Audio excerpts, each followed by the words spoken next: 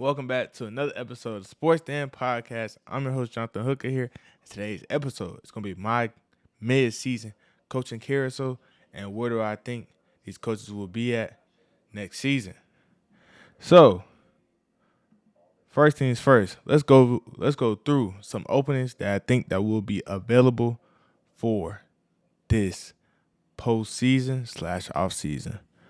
So we already have some teams that need a new coach, which is Penn State, Florida, Virginia Tech, Arkansas, Stanford, and UCLA. Now, some that I think that might be open will be Auburn, Kentucky, LSU, maybe South Carolina, and maybe Wisconsin. So when I see these teams, I say to myself, which coaches can bring in a culture and shift the program in the right direction. And here are some people on my list. Alex Golish from USF went 7-6 last season and that is now 6-1 this season. And with how his team is playing, they have a really good chance at making the college football playoff and getting that group of 5 automatic bid. So with a guy like Byron Brown leaving this next season, I can see him leaving USF and saying, hey, I got a new opportunity, go be with a Power 4 team. I do believe that he will have a couple calls, and I want to see how can he hold himself against Power 4 competition, because in the Florida game, they won, but in the Miami game, they were just overpowered. But at the same time, if he can replicate the success that he's had at USF to a Power 4, he'll be a household name, because USF is not known to be a football school. USF was a school that was decent, but not good enough to where it was worth keeping an eye out on them.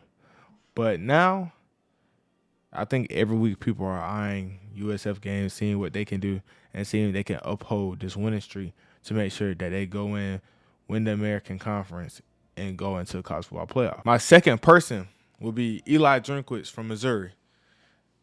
He went 10-3 last year. He looks like to be on the way to another 10-win season at Missouri. I do believe that Penn State and Florida will call him. I think that he'll have to take a good long look in the mirror to see if he wants to leave Missouri behind and go to a bigger Power 4 team, because in situations like this, the culture that you built at your school, do you think it's sustainable enough for you to win a national championship, or do you want to go and try something new and hope to reach that level? Because I think recruiting-wise, I think that if you go to a hub like the University of Florida or a hub like Penn State, I think recruits will become more attracted. But at the same time, do you stick to your roots and you want to stay and keep building on what you have? And I think that that's what's going to come down to Eli Drinkwitz.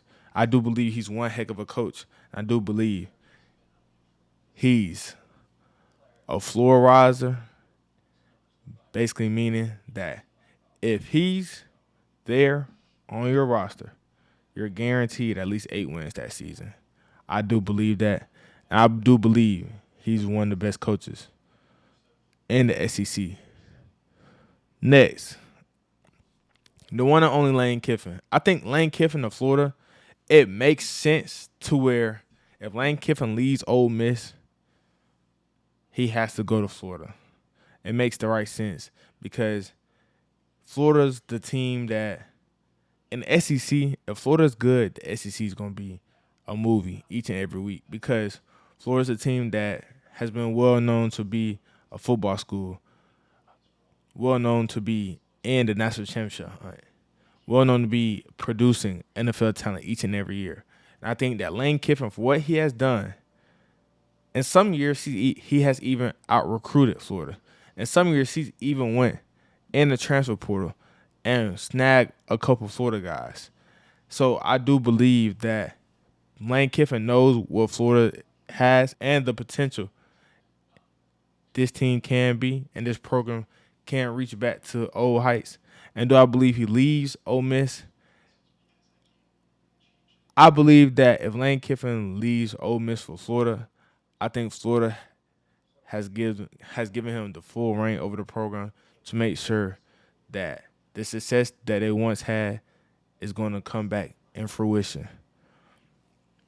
Another guy, one of my favorites in college football, Matt Campbell at Iowa State. 11-3 season last year, 5-2 so far this year. And I think that Matt Campbell is one of the better coaches, X and O's type of guys. He's a player's coach. He's one of the better coaches where when you go look at a team like Iowa State or hear the team of Iowa State Cyclones, you think of they're decent, but they're nothing to be worried about. They're decent, but they might win 7 wins. So I said to myself, Matt Campbell, if he goes to a program like Penn State, if they miss out on the Lane Kiffin, I think that Matt Campbell should be your next call because Matt Campbell is one of the best in college football. And I do believe that it will be one of the better decisions that the Penn State athletic department will make.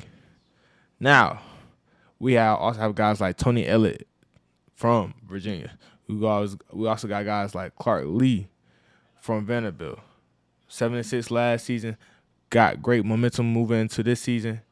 Now he's 6-1. Now a playoff appearance is on line for them this season. And do I believe they can make it? Yes. If he does, a lot of teams will call. A lot of teams will offer a huge amounts of money to make sure he leaves Vanderbilt, his alma mater, which is tough to do, and go and rebuild another program. And last but not least, John Summerall from Tulane. He could have left last year, but he decided to stay. And so when he was at Troy, 38-10, Tulane, 9-5, now 6-1 this season. I do believe he's just waiting on a golden opportunity at a Power 4 level. I do believe that this season it will come. And now, say the LSU job gets open, who do you go after? I say you go after John Summerall because he knows the area of Louisiana. He's had success so far in a group of 5 level. I do believe that he's one of the better coaches who can get the most out of his talent. I do believe that you have to find a guy that can relate to the players. You have to find a guy that can go in and make sure that the culture is the culture that's winning and being disciplined. I think that he's done a good job at both stints he's had so far with Troy and Tulane. Now, I can see myself saying that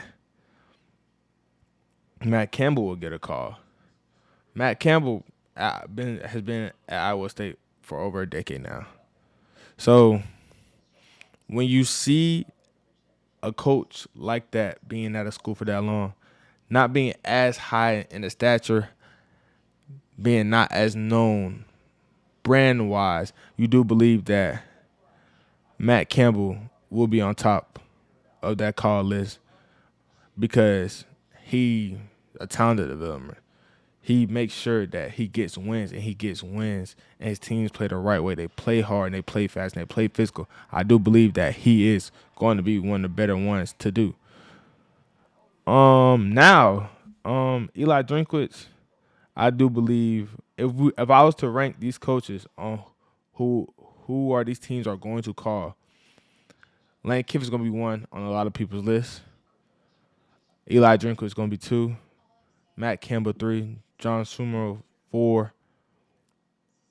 Alex Golesh 5. Clark Lee 6. And Tony Elliott 7. Now, I do believe 3 out of these 7 coaches will be a coach in the SEC next year. And I think that the SEC will have a lot of good coaches next season. And I do believe that some coaches are going to have a hard time winning the SEC. But some will fit just right in. And I think that today's age of college football and coaching relies on winning now and in the present. Because last season, that's last season. Everybody has a memory of a goldfish right now because you have to spend money to construct a roster that is good enough to win, and that's good enough to make the college football playoffs. Because if you cannot make the playoffs, you're going to get fired in an instance. Because just look at Mike Norvell at Florida State. They already set out a statement saying that, okay, we're gonna let him coach the end of the season, but we're gonna evaluate our decision on who's gonna be the coach moving forward. And I think that Mike Norvell will be fired. So a team like Florida State can call up a Tony Elliott, can call up a Matt Campbell, can call up Alex Golesh to see if they want to come, because Florida State as a brand is one of the best brands in college football. Now we have to see if they can go out and produce. So, with that being said, this coaching short list right now, a lot of them will be on new teams, and there's going to be a lot of movement throughout college football this offseason. But I just want to say this. Winning matters, but setting that culture first matters even more. Because once you set that culture and have players buy in, you'll see better results on the field. And I do believe some players have drifted away from some coaches' cultures, and that's evident on the field. So just want to say that. And also, don't forget to like, comment, subscribe, and I'll see you guys in the next one. Peace.